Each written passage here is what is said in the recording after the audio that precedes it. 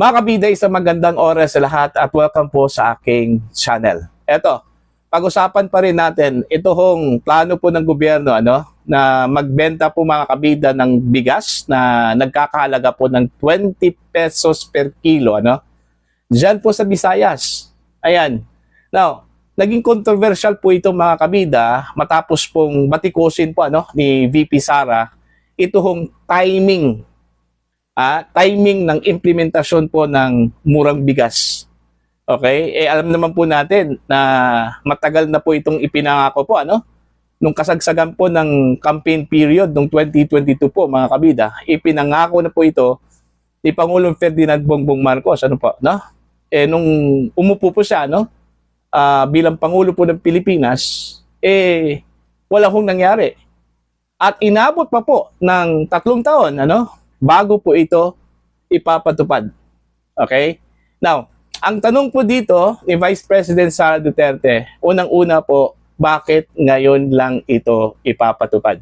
After 3 years, Okay? Pangalawa po, bakit sa Visayas lang po, How about yung mga tao sa Mindanao?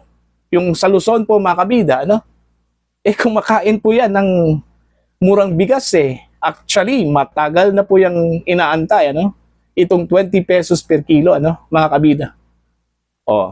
Pangatlo po, bakit po itinaon sa campaign period?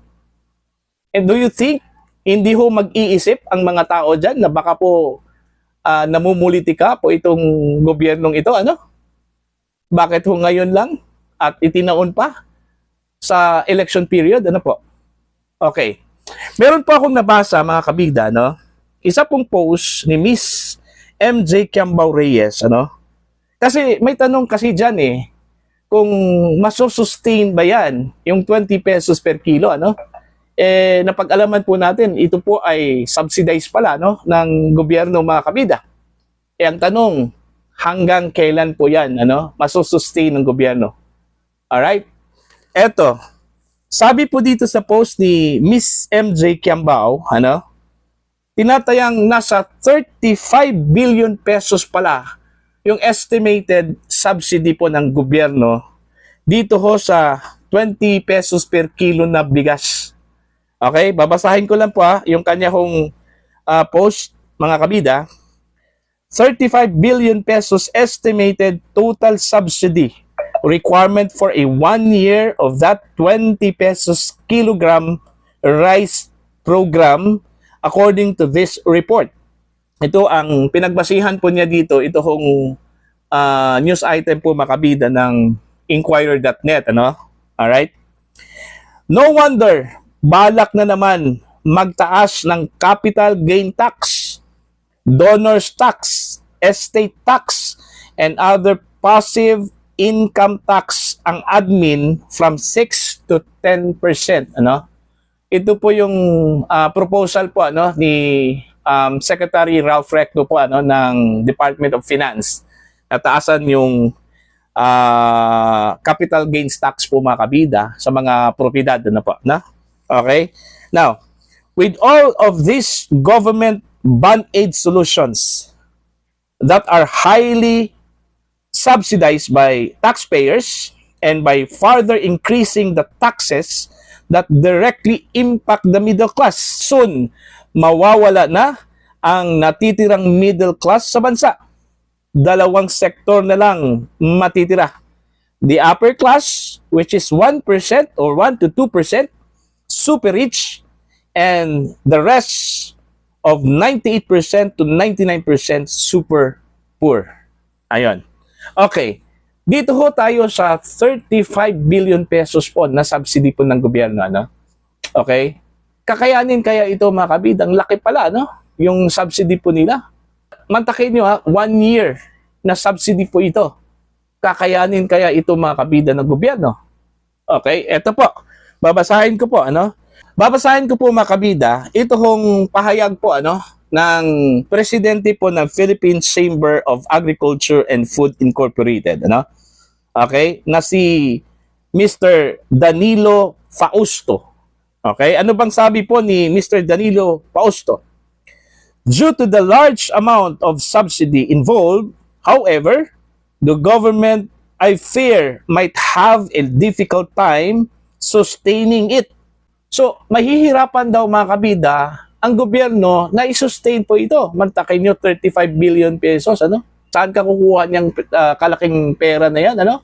Okay, ito pa. Meron pong pahayag din, ito hong Federation of Free Farmers o FFF agreed that the program is difficult to sustain as the selling price is artificially low. Now, mababa kasi mga kabida, ito hong price, no? Ito hong 20 pesos per kilo, no? Artificially low. Okay? Kaya nga, siguro, napilitan hong isubsidize po ito ng gobyerno para lang po matupad yung ipinangako po, ano? Ni Pangulong Ferdinand Bongbong Marcos. Kahit na po na meron pong difficulty dyan po sa pag-sustain, ano, mga kabida. In fact, meron ngang haka-haka po mga kabida na baka ito ay pang-election lang po, ano? Hindi talaga ito aabot po ng isang taon dahil sa kalakihan po ng budget na kailangan daw para i-subsidize ito hong 20 pesos per kilo na bigas na ibebenta po ng gobyerno. Diyan lang po sa Visayas alone lang po yan mga kabida. Okay.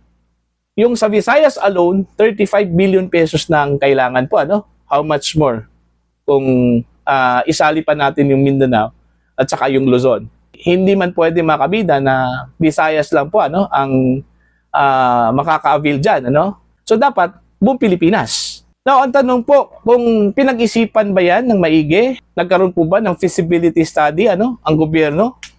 Para magkaroon po ng long-term and sustainable yung pagbenta po ng bigas na nasa 20 pesos per kilo, ano, mga kabida.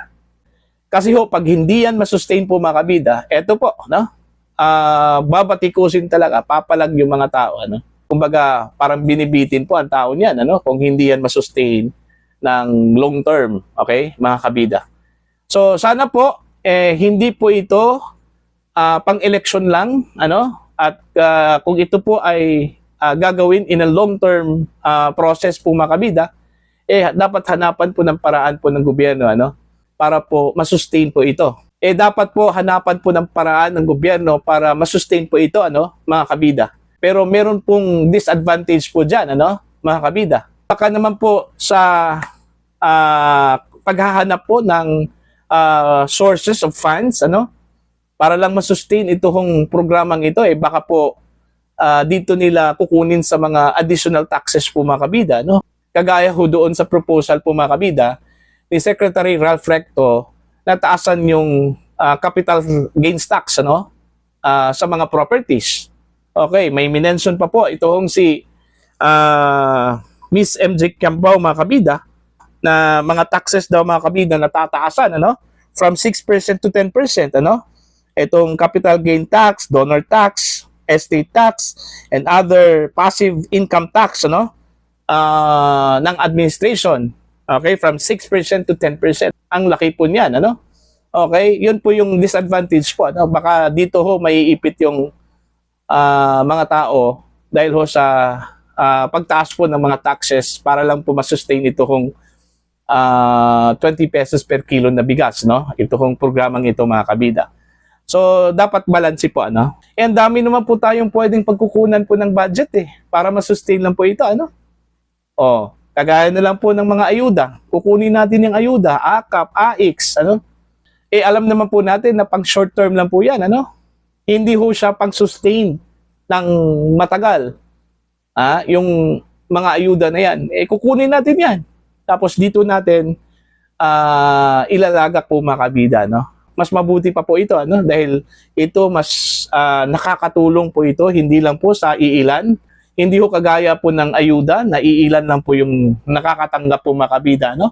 Ito lahat na kumakain ng bigas, nangangailangan po dito. Alright? So, yun lang po, ano? Tayo po ay nagdadasal din na sana itong mga mabubuting mga programa po ng gobyerno ay magtatagumpay po, ano? Kagaya po dito ho sa 20 pesos per kilo ng bigas, ano po, no? At sana balansin lang po tayo, ano? balanse lang po tayo mga kabida, na wala pong ibang programa na masasakripisyo po mga kabida dahil lang po sa pagkukumahog po ng gobyerno na makahanap po ng source of funds para lang masustain ito kong programa ng 20 pesos per kilo na bigas. Ano? So para po sa inyo, ano po ang inyong tingin at pananaw po dito mga kabida? You can comment down. Sa mga hindi pa po subscriber sa akin channel, please subscribe. Just click the subscribe button, click the notification bell, click all para updated po kayo sa aking mga uploads. Maraming salamat po sa inyong lahat mga kabida.